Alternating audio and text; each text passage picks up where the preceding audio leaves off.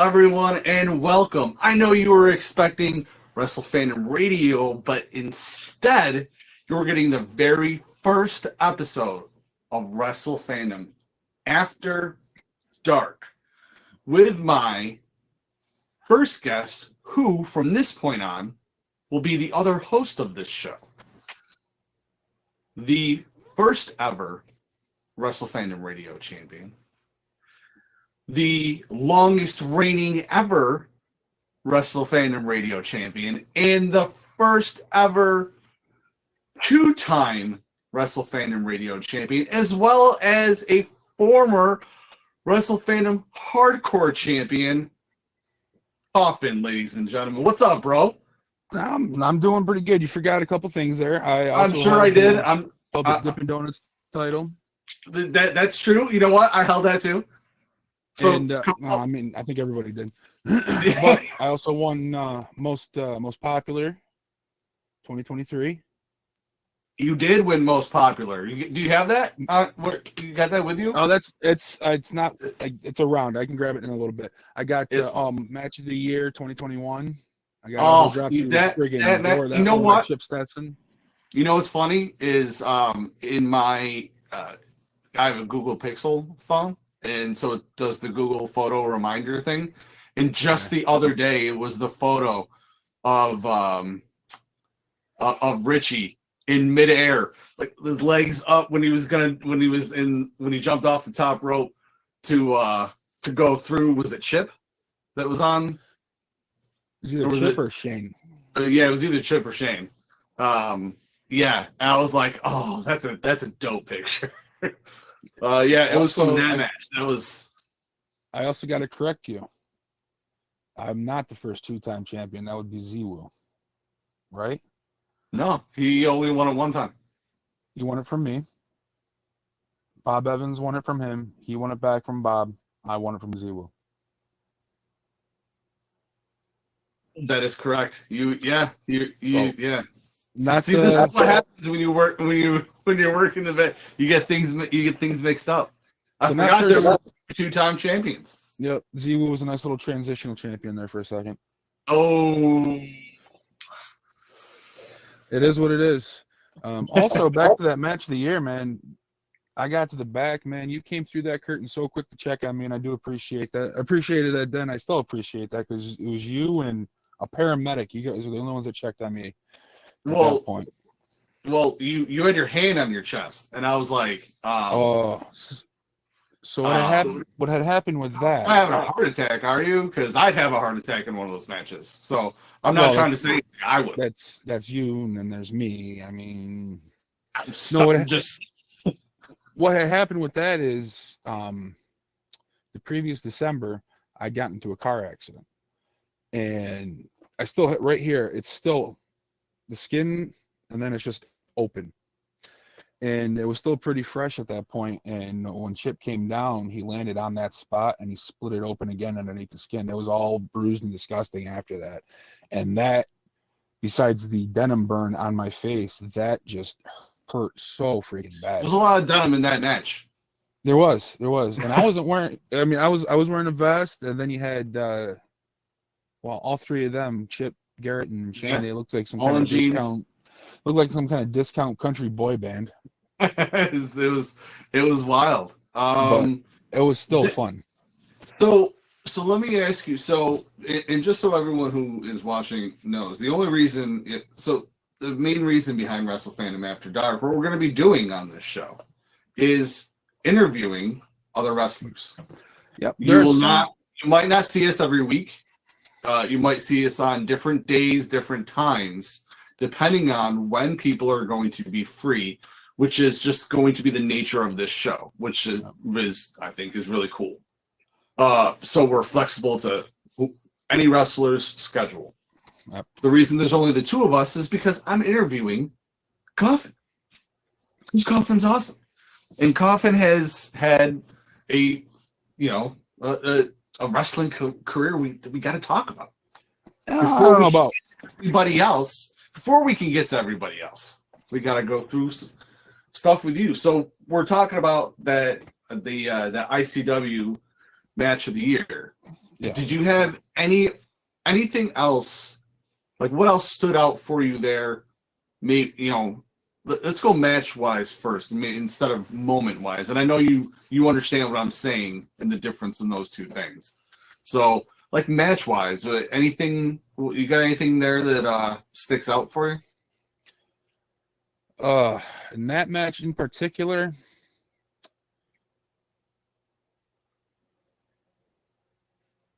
uh, in that match there was two moments that really stuck out to me. And I know we're gonna go with the moments here. Now, besides the elbow drop through the door, which I love it. I got a clip of that. I got a clip of that on my phone, and I show people.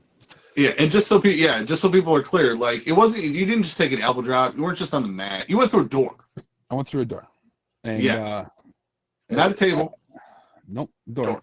I set that sucker up, and I planned on my plan was I was going to lay Shane down on it, and then I was going to put Chip through both of them, through Shane through the door.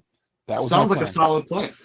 It would have worked, but those meddling kids, if you will, but didn't work out that way. Still got that was moment of the match. I think if I remember correctly, that was also the first holy shit match in Immortal history, if not the first. Yeah, the first. That was easily the most hardcore match I can remember. I haven't been working ICW as of late, but I see stuff online. I don't think I've seen anything as hardcore. The only other thing that got like that hardcore was Chip versus Shane, and that got bloody. But it didn't quite get as hardcore and wild as that match did, as your guys' match did. That was the first bunkhouse. Then there was the follow up between my boys in Ataxia and Bobby Bates, Jeff Nova, and Chris Jackson, and also there was the barroom brawl between my boys in Ataxia and Stone and I can't remember his name. His tag team partner there for a long time. Was that was it Zane or something like that? With Z. Something like that. I'm sorry I forget your name, bud, because I actually do like you. But yeah, but that first bunkhouse, man, and we'd had Len Oddie, and he had gotten crazy with Blaze and Mr. Man.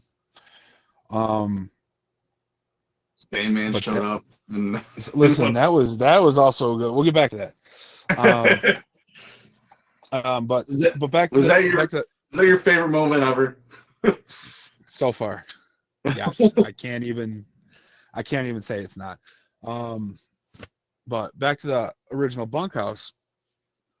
There was a point. It was just before going through the door. You might say just before tragedy struck. Yeah. I had Shane on the far side of the ring from the entrance, and I'm just beating on him with a cookie sheet, right? That actually had his name on it. If it wasn't his name, it was Garrett's name.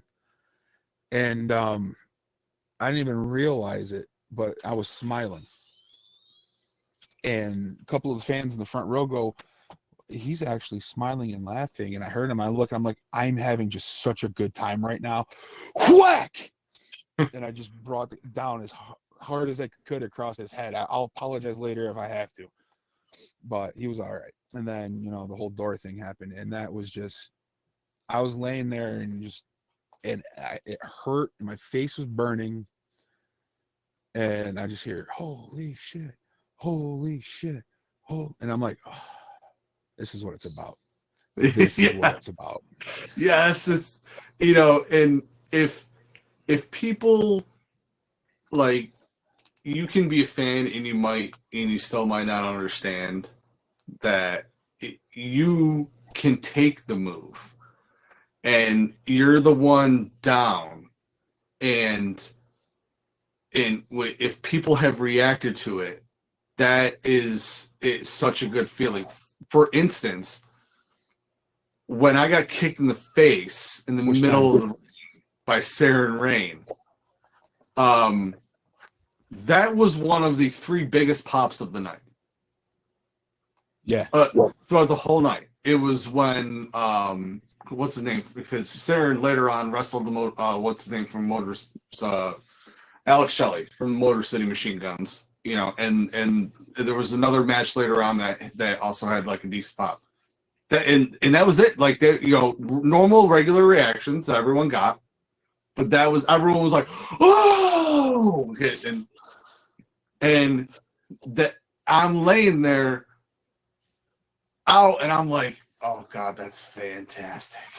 Oh, and it's a good feeling when you think of something, you do something, and you execute it, and you get that reaction you want, especially when people aren't expecting it, and you get that reaction, and you're laying there or you're standing there, and you just soak it in. Mm-hmm. You just soak it in. There's no better high than that. Yeah.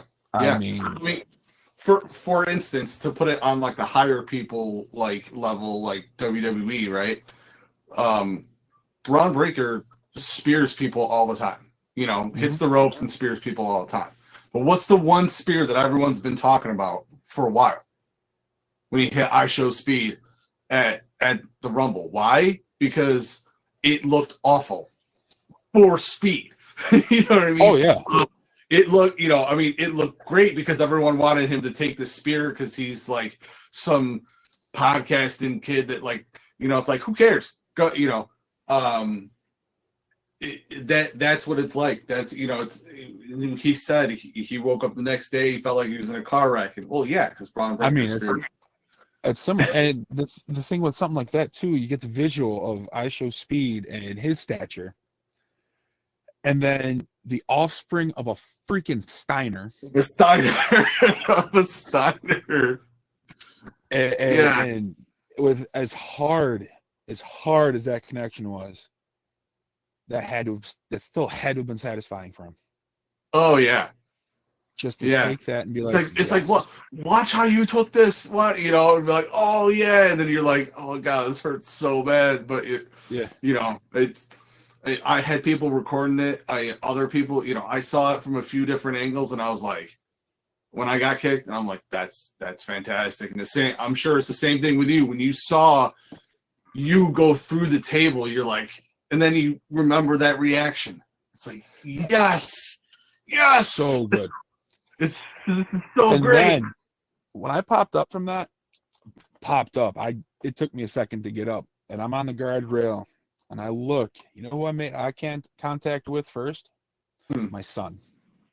That's awesome. And he's got this look like, I'm ready to go. He's like, I'm gonna fuck them up. And it's like, because he's like 14 or 15. Right. And it's like he knows, but he wants to go. Yeah. A few of my friends from like the backyard wrestling days were in the audience when I was getting stomped out, and they were like, I had flashbacks. Thought I had to run in, and I'm like, no, don't run in. That Matic will kill you. He will actually karate chop you. He would destroy anybody that got through. And actually, I wouldn't mind seeing that either. Yeah. Like, no offense to your friends, Matic would have chopped your head off, bro. Like, he's karate chopped me for real. Like, it hurts. Well, there was a time where Fan almost had a bad day in Troy because he laid his hands on Sullivan. I remember that. There was 3 of us. I forget who. I think it was me. I don't even remember who it was, but like 3 of us. Somebody said, "Oh, somebody just put their hands on Sullivan." We got up, and Chip's like, "No, sit down. It's fine. He can handle himself." It's like, you don't touch Sullivan. Don't touch Sullivan. Don't touch any of us. Listen, first off, you don't touch any of the wrestlers. Yeah. But of all the wrestlers to touch, Nick Sullivan, like I don't know if he, like, whoever's watching, if you just YouTube the natural Nick Sullivan, okay? And watch this.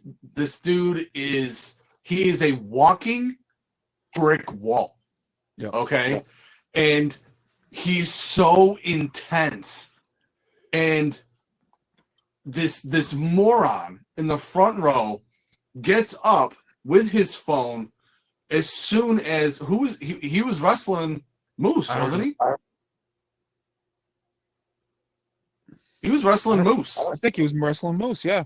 Yeah, he was wrestling TNA champion at the time, Moose. And Nick gets him on the guardrails. This guy gets close with his phone. And then, as you know, Moose is huge. Moose is bigger than me. Okay? And when he gets up, and somehow between the two of them, they knocked the guy's phone out, and it landed. And I don't know if it broke or not, but he got pissed and put his hands on Nick Sullivan, which is, you don't put your hands on the wrestlers. Yeah. And especially that dude, like, even Moose, like, they had a moment. Even Moose was like, is that guy serious right now? Like, is he, he's like, all right, let's go. Let's get on with this. It was so wild. I couldn't believe it. To further, explain, I'm pretty sure, I might be wrong, but I don't think I am. Nick Sullivan was internationally ranked in amateur wrestling. I'm pretty sure you're right. I know he's gone overseas to tournaments and stuff. Like, yeah, he's just one like guy. He's a legit wrestler. He's a legit badass. Yeah. Like, will hurt you in every way that he can think of and not even feel bad about it. Yeah. Speaking of him, just to offshoot to him real quick, if we ever end up getting him on the show, this will be another moment of his that we, not only would we go back to that moment, but the one show in, oh God, where were we? It was that big, huge arena we were at a few times where he wrestled, what's his name from Syracuse? It was Syracuse or Rochester? The other tall dude, like my height. But they were like they were a tag team for a second, the Natural Destroyers. I don't know why I can't think of his name now. I still have him on Facebook. I see him all the time, but I don't. He speared him. He speared him on the apron, and the sound made everybody in the whole place jump, because it was like boom, boom, and the whole. I'm talking. This is a real like an armory auditorium, huge. That was the Armory in Schenectady.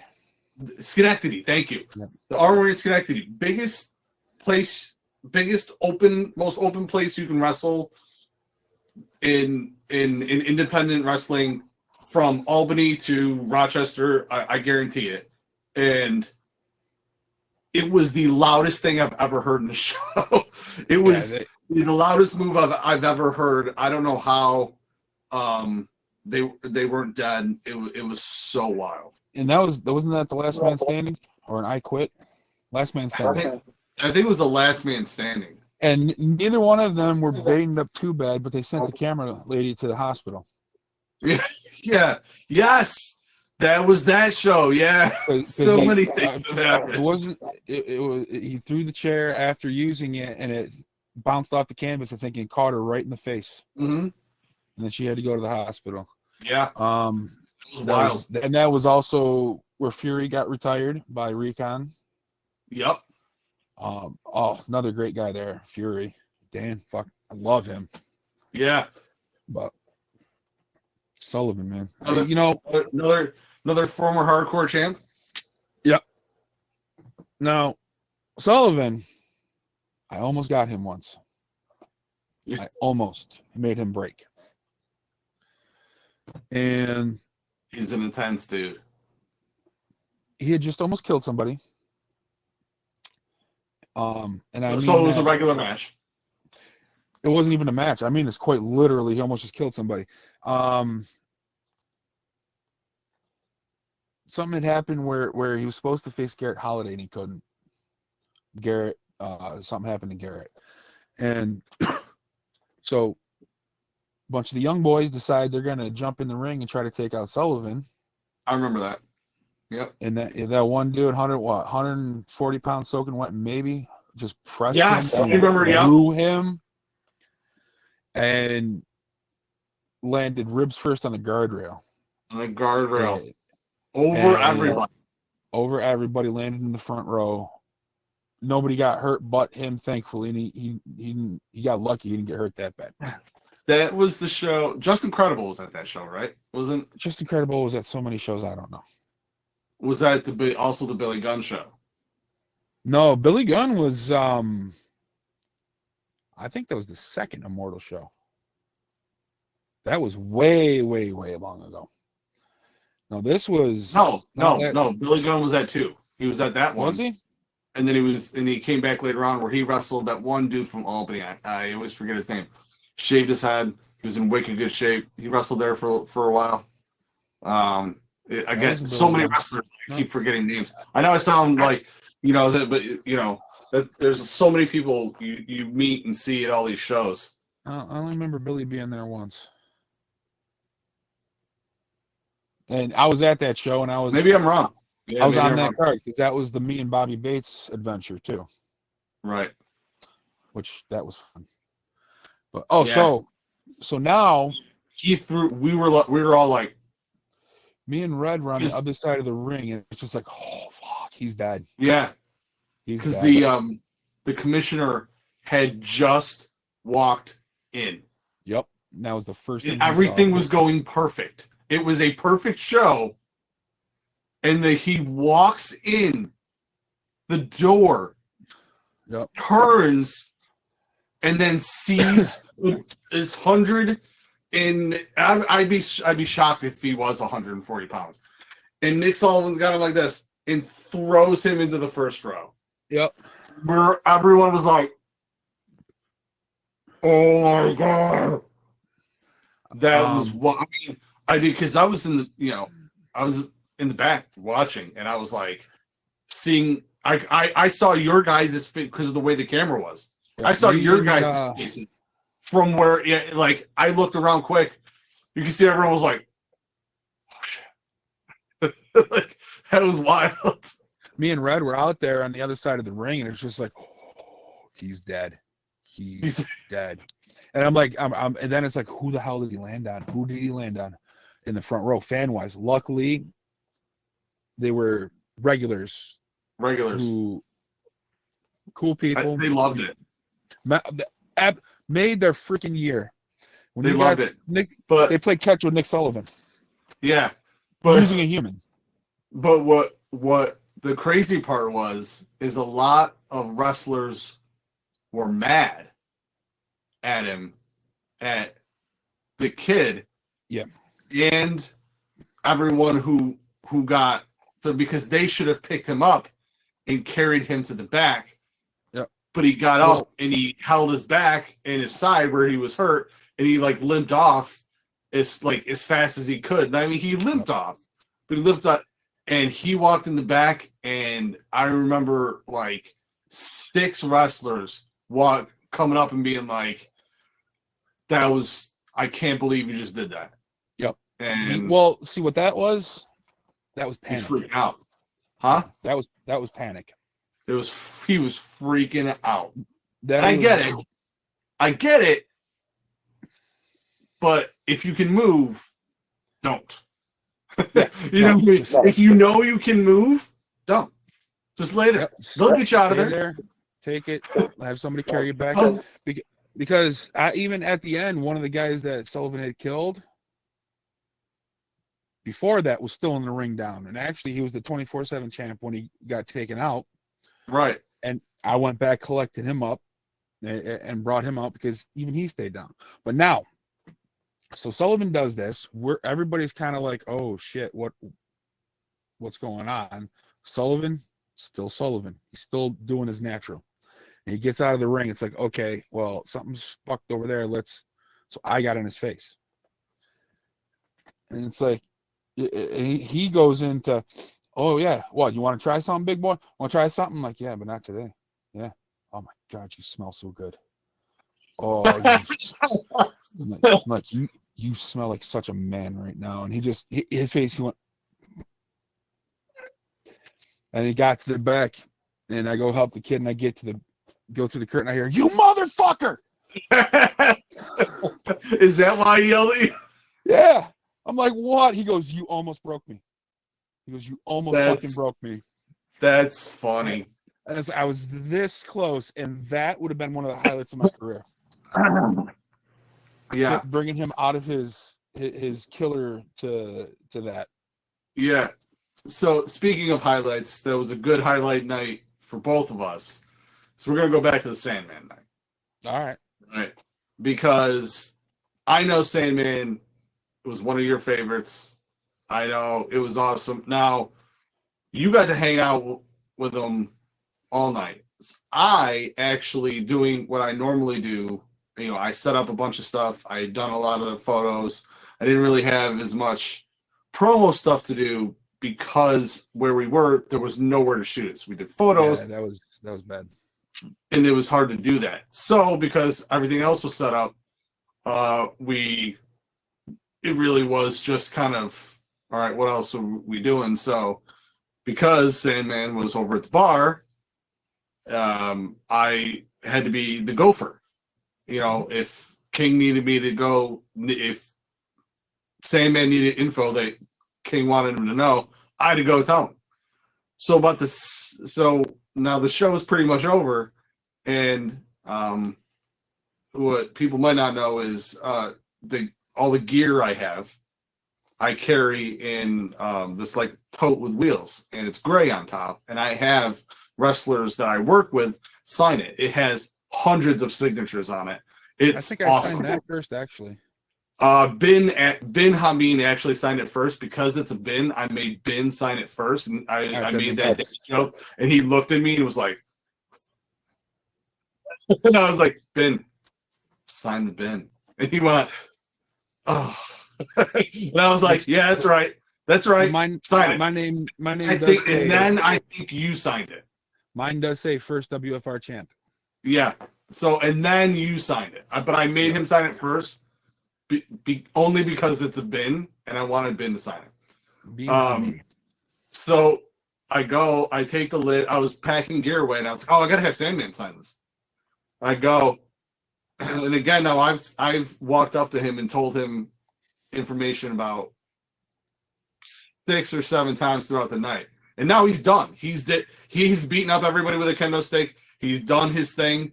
He's all set for the night. He's waiting for, everything to end and get his ride back to the hotel.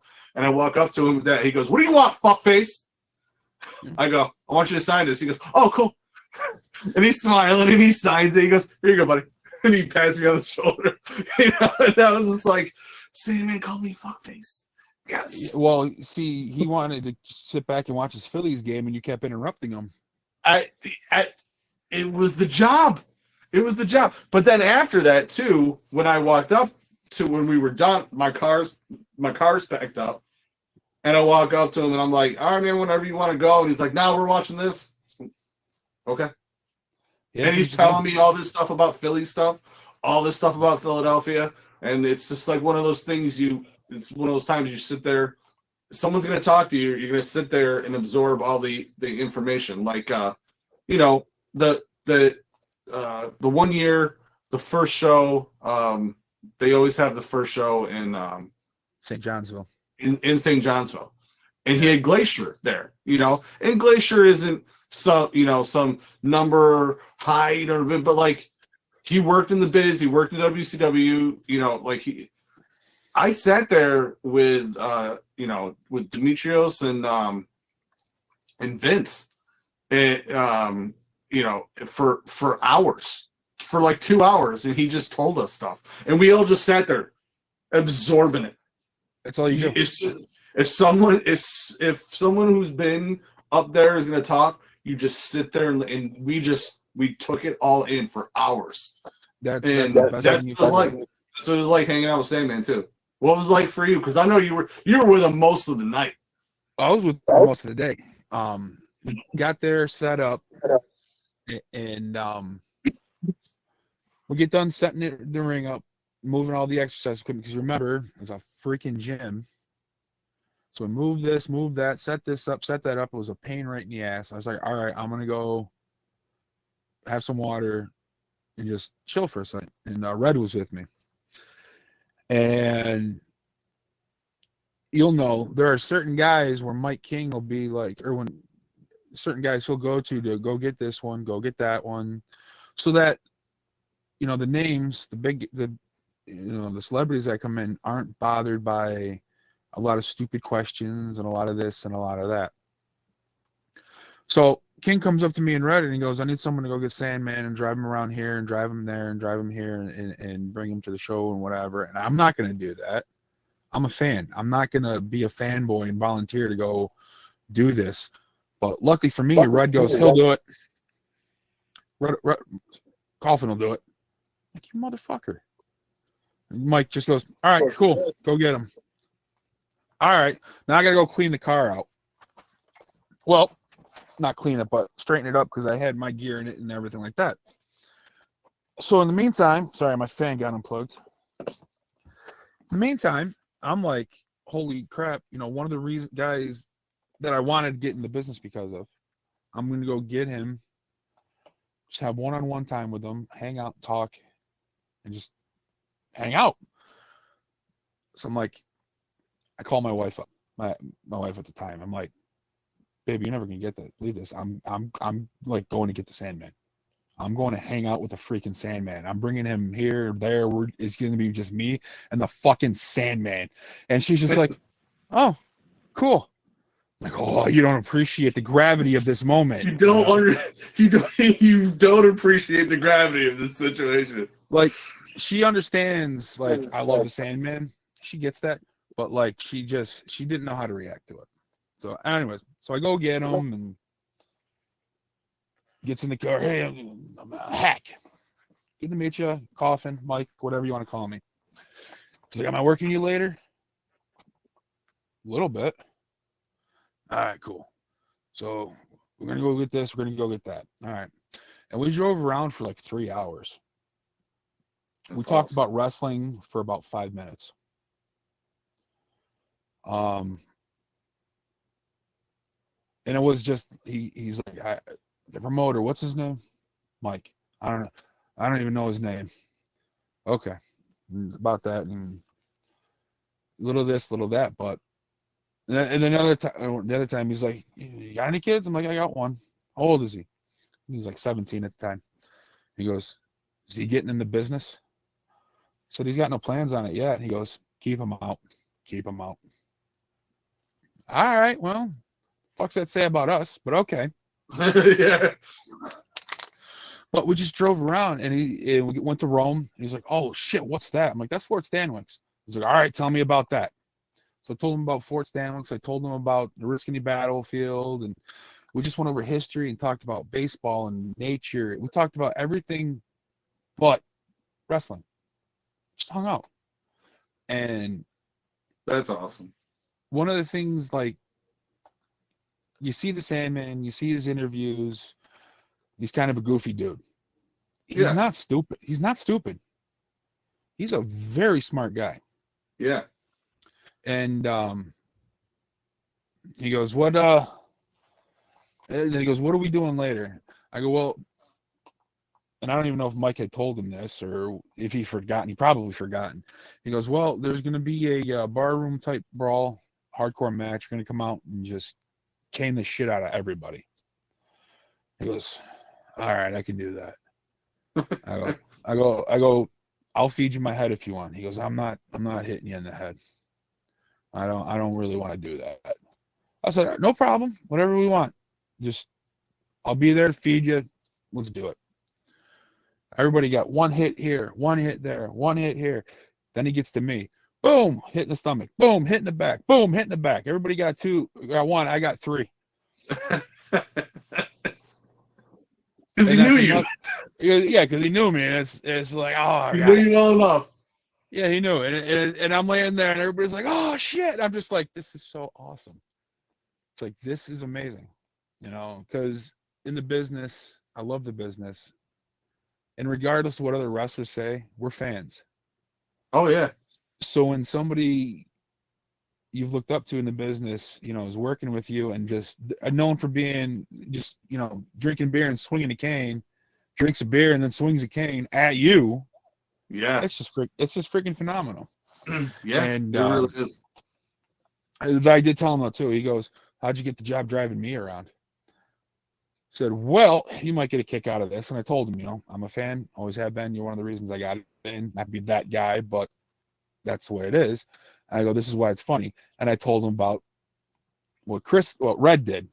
And he goes, "Hey, I'll tell you what, come up later and we'll get a picture." Okay, you offered because I wasn't gonna ask. Yeah. Was not gonna ask. So that's actually hanging up right over here behind me. That's the picture I took. Yep, that's a beautiful picture, and it's framed and hanging up on the wall right by my Danielle Harris autographed. But I got caned by him, and I got caned by Just Incredible. Yeah. Yeah. Now, Justin, that was the first time I kind of went into business for myself. Yeah. Because, all right, a taxi has got Just Incredible and HC Local. Cool. All right. There's, 4 of you and 2 of them, including, one pretty big guy over here. Yep. How are we going to take care of the big guy? No, we can do this, we can do that. Incredible's like, well, there's all 4 of you. I can cane all of you and this and that and the other thing. I said, well, how about you just cane me? Only me. Take me out of it, and that's it for the match. I'll be out there, but I'm no longer a factor. He goes, yeah, we're going to do that. So while the other boys were supposed to get caned by, a legitimate legend in the business, I fucked them over on that and took it all for myself. You know what? Good. I'd do it again. I do it again. I do it. I would have done it. I would have like, yep. I'd do like, it no, again. I'm going to take all of it. I'm going to get hammered on. Yep. And then that's it. And then he comes up afterwards. He goes, he got me good, but not horrible. He took care of me. And he came up afterwards. He's like, how you feel? I'm like, I can feel where you hit me, but it's not bad. I was expecting a lot worse. He goes, yeah. I go, yeah. I was talking to one guy who said, and I told him who it was, and he didn't remember him, but he's another one who's also been, his brain scrambled enough. And I said, yeah. He said you are without a doubt the stiffest when it comes to the Singapore cane that he's ever come across. And he goes, well, he's probably a young boy and deserved it, and walked away. I was like, that makes sense. Okay. Yeah. Well, so I can say I've been, but when it comes down to the ECW and the guys who's, swinging canes and all that, there's 2 of them, and I got caned by both of them. Yeah. So, and then, yeah. I've told the story before, so I won't get into it again about the time Fandango, shoved his fingers in my chest. Yeah. So I'm pretty sure I'm the only gentleman out there that's been penetrated by Fandango. Yeah. Yeah. And, I've come across so many cool dudes in the business. Some assholes. There's been a few I haven't been impressed with, guys who have made it and are on their way back down. But for the most part, they've all been extremely, extremely cool. Ron Simmons was amazing. Ron Simmons is so awesome. Yeah. Like it's incredible. Like I think I only worked the one show with him, and Stu, the former host of Wrestle Fandom, was working with me, coming to shows with me, and Ron had done his spot already. He was out there with Mr. Man. He yelled. He did the damn couple times. Comes in the back, and then we were at Kennedy Arena in Rome, and all he wanted was a spot way off to the side where no one would really notice him and see him, but he could watch the whole show. And so there's an area once you go like underneath people don't know, it's like underneath the bleachers, and it's like a hallway that goes out towards like the Zamboni entrance, or the Zamboni, and you can take a trailer right outside, like all that stuff. He's sitting over by that, just around. People can't really like see where he's sitting. So I was like, Stu, I'm going to talk to Ron Simmons. He's like, I can't do that. I go, why not? He goes, I'm not ready for that. I'm like, and I know and the crazy part is I know what he means, because one of the earlier shows I was at, when one of the older hosts as well, Ant, came to a show with me. We're standing in the back hallway. Tommy Dreamer comes walking out of the thing, goes, "Hey, Tommy, how you doing?" I was like, I think my name's Garrett. Yeah. Like, and I just couldn't even I'm like, this is Tommy Dreamer, Yeah. So I know what Stu means. Yeah, but I was at that point, I had been going to more shows. I had been, I had been broken in. I'm talking to, or just walking up to him, talking to him, like treating like normal human beings. So I walk up to, I was like, Mr. Simmons, how you doing? He's like, hey, how you doing? And I just told him who I am and like what I do there. And I was like, I just want to say, man, I was like, I still love wrestling, obviously, because I still work here, but it's not the same as when when like the acolytes were together. I was like, whether you guys were the champs or not the champs, like if you guys came out for a match, you knew someone was going to get was going to get beat up. But if there was two teams or more wrestling, and then your guys' music hit, you knew that everyone was going to get their ass kicked, and it was going to be amazing. And he starts laughing. He goes, I was like, there's nothing like that right now at all. No, and he goes, You know what, son? You're absolutely right. And I was like, yes!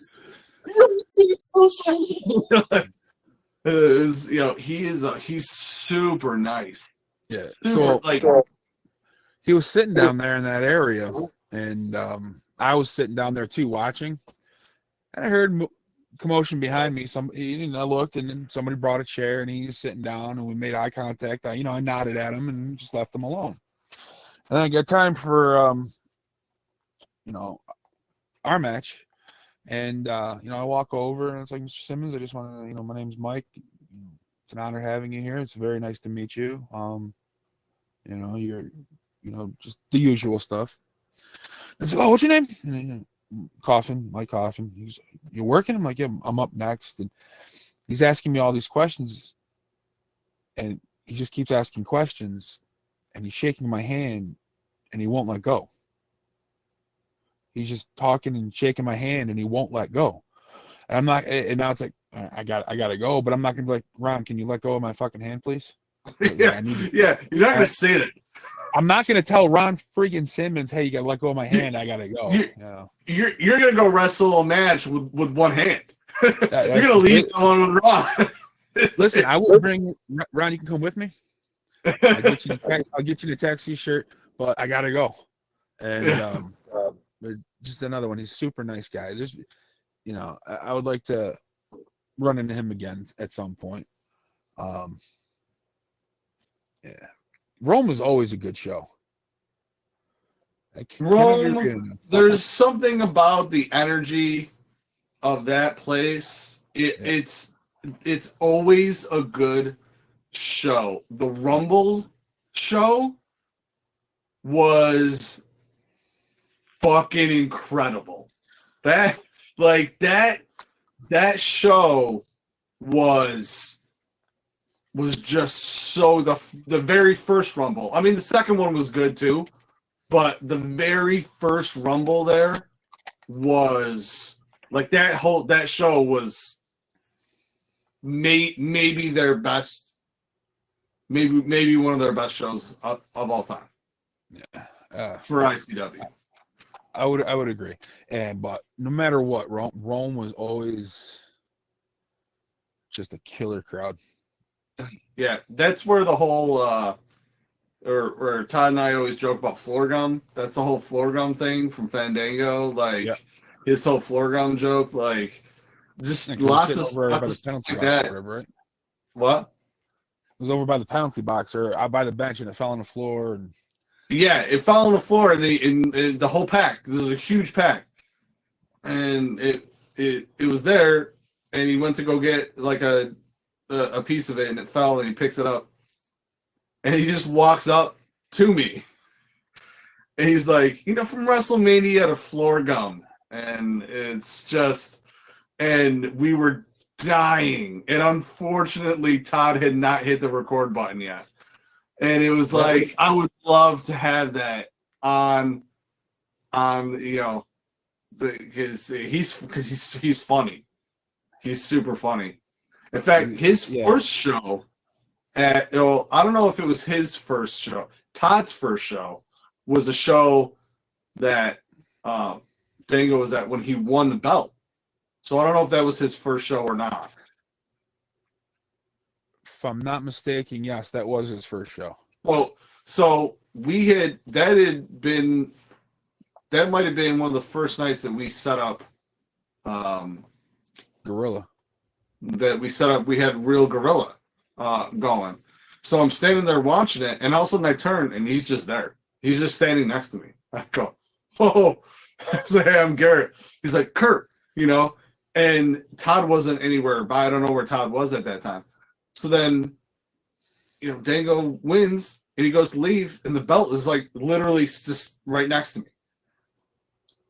I go, "Kurt, I got the belt." He goes, "Was it King when I can't want it?" I go, "No, I'm pretty sure he wants you to have it, buddy." He goes, "Oh, all right." And he comes walking back, and as he's walking, and like I grab it to like in to go bring it, like meet him halfway, and Todd's like, "You just call Fandango Kurt." I go, "That's his name. That's what he told. That's what he introduced himself to me as." Yeah, well, that's just it. If that's what they introduce themselves to you as, that's what you can call them. That's what you call it, Yeah. It's like it's the same thing with like Angelina Love. Like, so here's the thing. Here's a thing, right? Is most of the time, okay, I will not like research on wrestlers, right? Like I don't know their birthdays. A lot of times I don't know their real names. Okay, and it's not like it's a still real to me, damn it thing. It's not that at all. It's just my brain isn't going to retain what their real name is anyways, unless they introduce themselves to me that way. Yeah. So, and like I can't tell you her last name, but like when I met her, she's like, "Hey, Ashley," and I'm like, "How's it going, Garrett?" I'm not going to remember. I had no idea that her first name was Ashley. You know what I mean? And there's tons of them that are like that. It's like I'm never gonna know. I would never know, or maybe I knew at one point. Never gonna remember. Well, that's that. I had something like that similar where I went to Massachusetts, met someone there, get to Immortal, and I see the guy again, and it's like, "Oh, hey PJ, how you doing?" And the two guys that weren't there just kind of looked like, why didn't you call him Justin or Mr. Credible? It's because that's not what he introduced himself to me as. Yeah. That's how he introduced himself. That's what I call him. Yeah. Just what you know who else? You know who else was super awesome? Heath Slater. My kid fucking loved him. Heath Slater was he's in the back, and a bunch of us are talking, and he's telling about it. He's like, "So I'm talking," how he talks. He's like, "So I'm talking to Edge." He's like, "Dude, you gotta come to AEW. It's awesome." He goes, "Yeah, it might be awesome for you. You're Edge." Like he's like, "I'm Heath Slater," and we're dying because he's just fully aware of who he is, how he is, what he is. It was so great. But he's just a dude. Real down to earth dude. Yeah, he's just a dude. Yeah. He's like great. Most of the good ones. Like, yeah, okay, I'm in the business. I might be here, but I'm still just me. Yep. Yeah. Fantastic. Super fantastic. Yep. So But now here you are. Yes, sir. you've been doing stuff in UWE now. Now we know, everyone knows that watches this, that we talk about it. UWE is currently on hiatus only because they're relocating, finding a new spot, especially during the winter, kind of hard, especially in the area, because they got, a lot of stuff got hit with a tornado, which is the biggest spot that they're looking at right now. Did have some damage, so they're looking, they got might be in a different place. They got a might bit of an update about that earlier. It's looking pretty good for a spot, I guess. Yeah, so we'll see. But you're currently the Wrestle Fandom Radio Champion again. Well, I mean, since you want to keep bringing it up, I guess. Yeah, there it is. Look at that. I haven't seen it. It looks good. It's looking good. It's never too far away. Yeah, it's never too far away from you. I go grocery shopping with it. I mean, it is what it is. I would love to just run into you and you're just walking around with it. Like, it's what I do. Listen, if it wasn't for the fact that I take it seriously enough, I'd be bringing it to church. But that's a part of my life that I take seriously. So it's like, all right, I'm not going to play around here. Funerals, on the other hand, that's a whole different story. Yeah. I'm bringing the title there. It's been to one funeral and 2 weddings. So yeah, but I gotta ask: is your coffin rules stuff still going to put? Are you a man of your word? Are you gonna stick with that? Is that still? If you lose, if I lose, I'm are you done? Competition. Yes, I'll be done with in ring. That's intense. I love getting in there, whooping ass. I got my title, but it's like I need to have more on the line. I need more at risk. I need higher stakes. And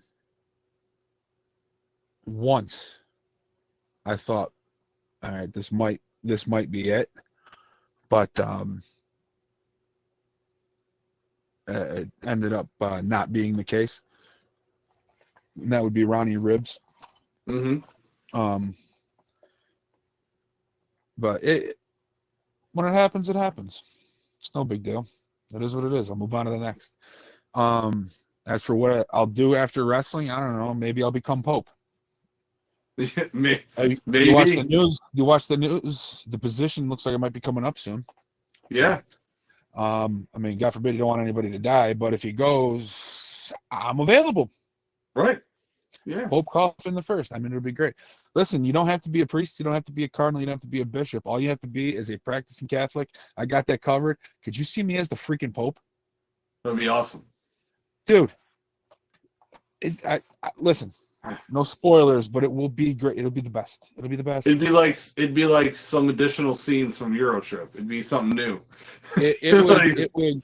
Listen, I'm not putting Gladiator games coming back in out of it because you get that kind of. Listen, it'll be a surprise. It'll be awesome. But But once it's over, and that's it. And I'll be sad that it's over, but not sad that I'll be happy that it happened. But I'm also not worried about it happening anytime soon. It is what it is. I got my belt, got my. I'm glad you're not worried about it, but it wouldn't be doing my job if I didn't ask. So, the next person we're definitely going to be aiming to have on before we move on to anybody else is the other Wrestle Fandom Radio champion, which would be the Hardcore champion. Currently, that's Frankie Stomper. Bobby Bates. Oh, Bobby Bates. I forget about him. Robert, I'm sorry. He's going to be so mad at me if he finds out I didn't call him Robert. Gets all finger pokey in my chest, See, but so he takes himself too seriously, but he also doesn't take himself seriously at all. So I don't know what to do with him. So I just call him Bobby. He's Bobby. That's Bobby. Yeah. So as soon as we get that on lock, you'll see us back here again. And then from then on, we're going to be hitting up a lot of the local talent. everyone that we know, trying to get them on here because we want to get some interviews and we want wrestlers to get their exposure outside of their matches and be able to plug themselves. So I got other than Robert, I have two of the guys available. One guy, bit of a loose cannon when it comes to me and him being together talking. And then the other one, he's no longer in the business, but he had a 10+ year career, and I'm pretty sure he could provide a lot of insight. And these are just some of the people I know. But yeah, no, Robert, just got to let him know. And we have our on again, off again relationship. Right now, we tend to be on again. So I'll reach out to him and let him know what's going on. And if during that interview it goes off again, once again, Garrett, you would have been the cause of me and Bobby going at it. I've done it before. Well, I can do it again. Well, the people seem to like it, so yeah. If I gotta mediate, I gotta mediate. Whatever, you know. It is what it is. What are you gonna do? All right. Well, this has been Wrestle Fandom After Dark, episode 1. Join us next time, and we will see you then. Peace. If this turns off, is it going to turn off? Figure it out. Well, I'm trying to get it to turn off, but it seems like it doesn't want to do anything. Everything was going so good. Everything was going good.